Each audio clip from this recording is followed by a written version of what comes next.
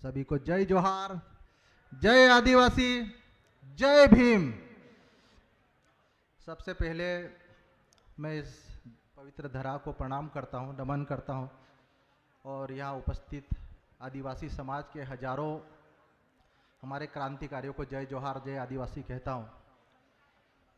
हमारे पुरखों को नमन करता हूँ और मैं दिल की बात आप सबको बताना चाहता हूँ कि मैं आप लोगों से सीखने के लिए आया था, मैं अपना भाषण देने के लिए नहीं आया था, लेकिन फिर भी मंच का और आयोजनकर्ताओं का और आदिवासी एकता परिषद का तहे दिल से धन्यवाद और आभार प्रकट करता हूँ कि मैं अपने कुछ सुझाव आपके सामने अपने रखने जा रहा हूँ। साथियों, सबसे पहले मैं हमारे जो पूर्व वक्ता है उन्होंने बहुत अच्छी अच्छी बातें कही है, बहुत कुछ सीखने को मिला है। खासकर हमारे जितेंद्र भाई वसावा ने जो आदिवासियों के इतिहास की जो खुदाई करी है, 23,000 साल तक गए हैं और डीएनए तक पहुंच गए। ये मध्य प्रदेश ही नहीं पूरे देश का एक ऐसा आदिवासी युवा है, उसके लिए एक बार जोरदार तालियां बजना चाहिए साथियों, क्योंकि हम लोग हमारे इतिहास की तरफ बहुत कम जाते हैं। दूसरा, मैं इस पेंटिंग को देख रहा था जो आपके सामने चित्रित की गई है और जिस पेंटर ने भी बनाई है, और उसने जो गहराइयाँ प्रदर्शित दर्शित और आप लोगों को इस गहराई के माध्यम से संदेश देने का प्रयास किया है, उसके लिए भी एक बार जोरदार तालियां होनी चाहिए।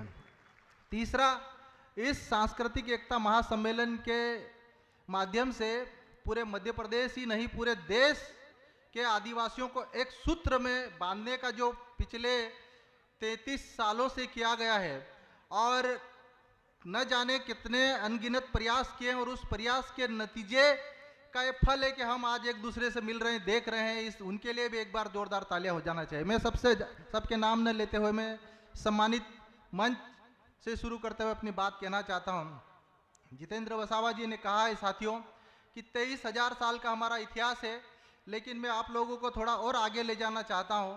तो आधुनिक मानव जिसे हम होमो सेपियंस कहते हैं, उनका इतिहास 30,000 से लेके 3 लाख वर्षों तक का मिलता है। और मानव हिस्ट्री, मानव इवोल्यूशन का बात करते हैं तो लगभग अभी तक जो वर्ल्ड में जितने भी रिसर्च हुए उनके वैज्ञानिक प्रमाण आए हैं कि बंदरों से धीरे धीरे हम इंसान तक कैसे पहुंचे, तो उसका हिस्ट्री जो मिला है 10 लाख साल तक का इतिहास है। होमोसेपियंस से पहले निएंडरथल से पहले डेनिसोवेंस और डेनिसोवेंस से पहले 1-2 प्रजातियां और थे, उनका नाम नहीं याद आता। साथ ही एक और बात मेरा कहने का मतलब यह है, इसी बीच में कई बड़े वैज्ञानिक हुए, डार्विन, उन्होंने सिद्धांत दिया कि जो जातियां संघर्ष करेगी वो इस देश और दुनिया में सरवाइव करेगी। जो जातियां अपने आप को इस देश, दुनिया और वातावरण के हिसाब से एडॉप्ट करेगी, अनुकूलित करेगी, वही सरवाइव करेंगे, और जो नहीं बदलेंगे अपने आप को वो धीरे धीरे खत्म हो जाएंगे। ये हमारे ऊपर भी लागू होता है। हम जल जंगल जमीन की लड़ाई लड़ रहे हैं। हमारे पुरखे बिरसा मुंडा, टेंटिया भील, वीर गुंडाधुर, सिद्धू कानू, चांद भैरव, न जाने अंग्रेजों के समय से आंदोलन कर रहे हैं, संघर्ष कर रहे हैं, लेकिन नतीजों की बात करें तो हम नतीजों पे नहीं पहुंच पा रहे। जिस पेंटर ने पेंटिंग बनाई वहां पे बहुत अच्छी बातें लिखी है।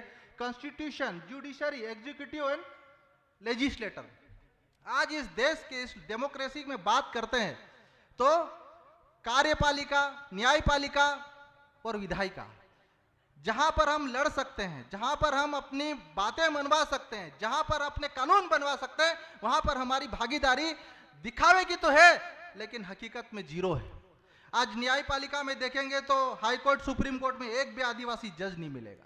आज अपन नीचे जाएं, कार्यपालिका में देखेंगे, वहां पे हमारे सुप्रीम आदिवासी नहीं मिलेंगे।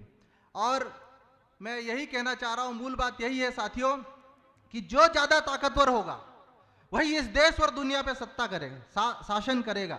और आज हमारा आदिवासी, आप देख रहे हैं इस चित्र में, देखिए, एक तरफ अरावली, बीच में मां नर्मदा, दूसरी तरफ सतपुड़ा के जंगल, और तीनों खतरे में है। और खतरे में है तो जिम्मेदार सिर्फ आप हम नहीं, हमारा इस पूरा समाज भी जिम्मेदार है।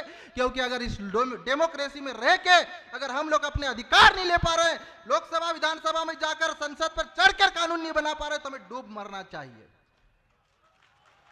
क्योंकि अगर डेमोक्रेसी को हम मानते हैं, फॉलो करते हैं, तो लड़ना पड़ेगा, और जो लड़ेगा, जो संघर्ष करेगा, वो इस दुनिया में और देश में और प्रदेश में सरवाइव करेगा। लेकिन हम लोग लड़ना भूल गए, बोलना भूल गए। हमें लड़ना पड़ेगा। जिस प्रकार ये सांस्कृतिक एकता महासम्मेलन आयोजित किया जा रहा है, इनसे हमको सीखना चाहिए। सांस्कृतिक नाम पर एकजुट हो, राजनीतिक एकता के नाम पर एकजुट हो, और सामाजिक रूप से भी एकजुट हो, और इकोनॉमिकली ताकत के रूप में भी एकजुट हो। आज हम इकोनॉमिकली सबसे ज्यादा पीछे हैं। तो मैं यही कहना चाहता हूं, मेरा मूल यही है कि हमें मिलकर संघर्ष करना है। और हम सबके सामने जो आज इस मंडाल में बेचे हो, इस मंच पर बैठे हैं, हमारे सामने चुनौतियां हैं कि देश में जो नोटिफाइड 700 के लगभग ट्राइबल कम्युनिटी है, उनको एक मंच पर आना होगा, और लगभग 500 नॉन नोटिफाइड ट्राइबल है, उनको एक मंच पर आना होगा। हम मिलकर लड़ेंगे और जीतेंगे। बस यही मेरा आप लोगों को सुझाव है। आखिर में मैं अपनी नारा लगाना चाहता हूं, उसके साथ हम एक तीर एक कमान, एक तीर एक कमान। मैं एक बात बोलना चाहता हूं कि अधिकार हमारे जीने के तो चढ़ के लेंगे सीने से, क्योंकि मांगने से नहीं मिलेगा, छीनना पड़ेगा। साथियों, ये समय बदल गया है, ये वक्त की मांग है। अधिकार हमारे जीने के चढ़कर लेंगे सीने पे, छाती पर चढ़कर अपने अधिकार लेना पड़ेंगे तो मिलेंगे। साथियों, ये हमको हमारी सोच में बदलाव लाना पड़ेगा। आप सभी को जय जोहार, जय आदिवासी, धन्यवाद।